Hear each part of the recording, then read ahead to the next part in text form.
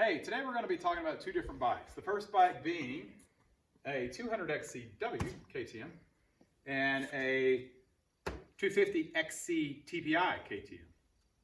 Both of these are my bikes. Just got this bike, but let's talk about this bike. Moving from a 200 XCW, this is a 2007 model. I've had it for a number of years. It's in really good condition. I've put a lot of hours on it, a lot of miles. It's been reliable. It's a lightweight bike. It's got a creeper first gear, which most of the time I don't like, but I do like it. But I think all in all around, we live in Utah, and living in Utah and riding in Utah conditions, you do not want this bike as your full-time bike.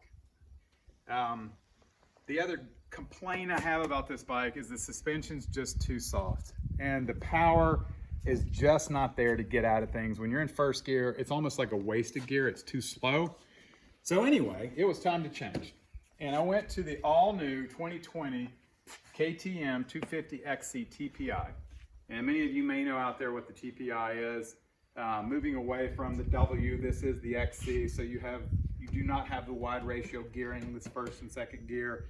You have an evenly spaced gears on this one. It has better fuel emissions. You do not have to rejet this guy. You don't have to mix the oil. You put the oil in here, you put the gas in here, and then when you go to check your oil, on this side here, you look at your oil right here, and that will tell you what's going on with the oil. There's a couple things. Now, I've only ridden this bike for 3.5 hours, put 3.5 hours on it. It is insane. It is really fast. We rode last week, and I compared this. A friend of mine has the 2016 250 XC. I rode that and then rode this again. This thing's a rocket ship. It's the low torque of first and second gear. When you crank it, it just will wear you out. And after riding this bike and moving to this one, my forearms were blown after riding for a few hours on Saturday. All in all, again, only 3.5 hours. This bike is excellent. A couple of things that are gripes, and they're small. One of the small ones is you can see I've only ridden it for 3.5 hours, and I can't get these stains already out of the plastic. Again, that's small. The big complaint, and again, it's not that big of a deal, but there is no Kickstarter.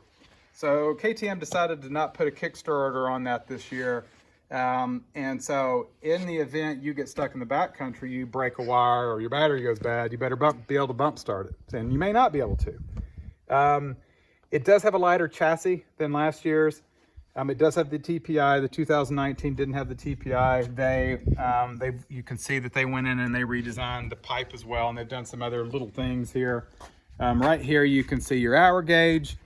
You can see your gas light. You can see your oil light and the fuel injection. The brakes they've updated this year. They updated the suspension. It's interesting how you start it when it's cold. You pull this guy out here and you do a quarter turn. It pops out for a cold start. Then you just pop it back in. Probably warm, probably ready to start.